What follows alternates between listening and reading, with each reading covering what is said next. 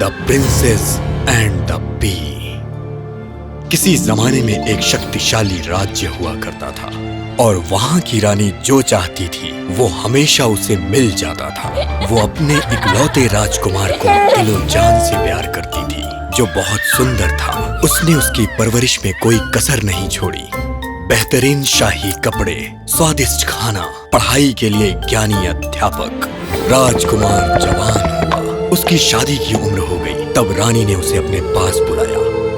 एक राजकुमार को राजकन्या के साथ ही शादी करना चाहिए और उसकी तलाश खुद करना चाहिए, लेकिन जीवन साथी चुनने से पहले कुछ बातें याद रखना भी जरूरी है। सिर्फ खूबसूरत चेहरा ही काफी नहीं होता। एक राजकन्या सिर्फ राजा और रानी की बेटी ही नहीं होती, बल्कि वो नाजुक, बुद्धिमान और मनमोहक होनी चाहिए, और साथ ही उसे आकर्षक कपड़ों की जानकारी भी, और जो खुद को सजाए और संवारे भी।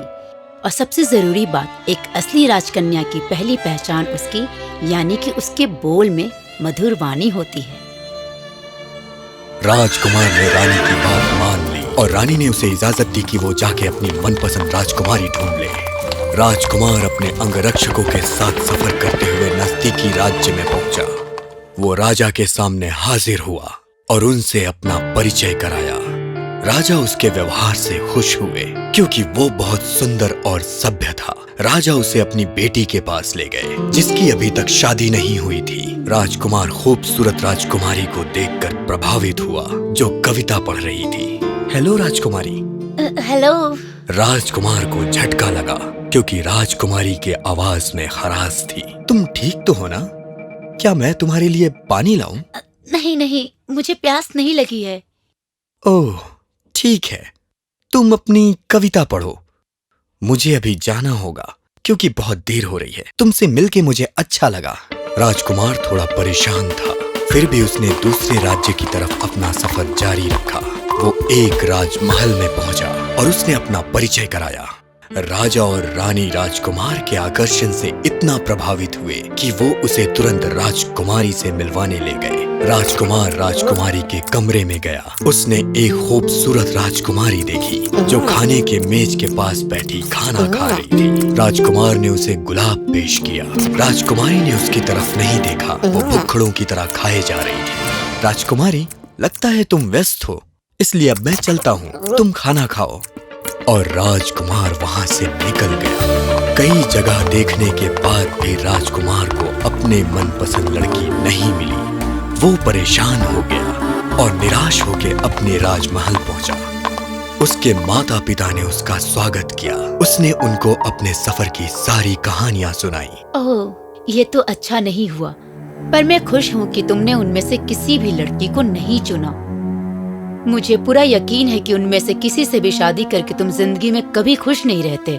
राजकुमार अपनी माँ की बातों से सहमत हुआ और वहाँ से चला गया। उस रोज तेज तूफान और बारिश हो रही थी। राजकुमार ये सारा नजारा देख रहा था। उसने किसी को अपने राजमहल की ओर आते देखा। दरवाजा खटखटाने की आवाज हुई। सेवक ने दरवाजा खोला। सामने एक खूबसूरत लड़की खड़ी थी। उसके कपड़े भीगे हुए थे। राजकुमार तुरंत नीचे आया और जब उसने लड़की की मधुर आवाज सुनी। मैं भारी बरसात के कारण रास्ता भटक गई थी और मैं आपकी राजमहल की रोशनी देखकर यहाँ आई हूँ। क्या आप मुझे आज की रात यहाँ ठहरने देंगे? हाँ हाँ, क्यों नहीं, आपका यहाँ स्वागत है। मुझे अपना कोट हटाने की अनुमति दीजिए।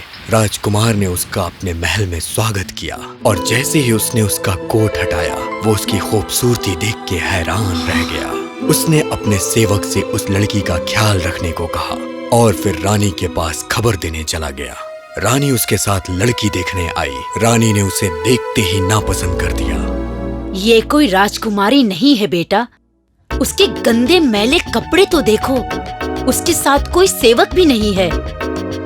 और एक राजकुमारी इतनी तेज बारिश में बाहर क्यों निकलेगी? पर माँ, आज तक मैंने इतनी खूबसूरत चाल चलने वाली लड़की नहीं देखी। रानी समझ गई कि राजकुमार को वो लड़की पसंद आ गई है। उसने एक चाल चली ताकि वो साबित कर सके कि वो राजकुमारी नहीं है। मैं इसकी परीक्षा लूंगी। आज रात हम इसे सोने के लिए शाही पलंग देंगे और 10 मुलायम गद्दों के बीच मैं रखूंगी एक कच्चा मटर का दाना। अगर वो एक नाजुक राजकुमारी है तो वो इस मटर के दाने को सह नहीं पाएगी। राजकुमार को अपनी माँ पर पूरा भरोसा था। रानी ने अपने सेवक से मटर के दाने को पलंग के नीचे रखने को कहा। राजकुमार लड़की को उसके कमरे तक ले गया। पलंग तक पहुंचने के लिए एक सीढ़ी का बंदोबस्त किया गया।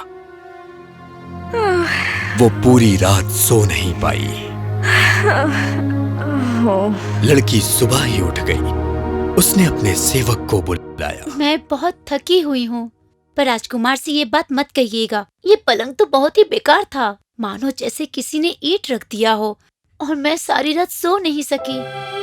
राजकुमार को लड़की की शिकायत के बारे में पता चला। वो तुरंत उसके पास आया। तुम असली राजकुमारी हो, क्या तुम मुझसे शादी करोगी? मैं तुमसे शादी करने के लिए तैयार हूँ, पर इस पलंग पे मैं नहीं सोऊंगी।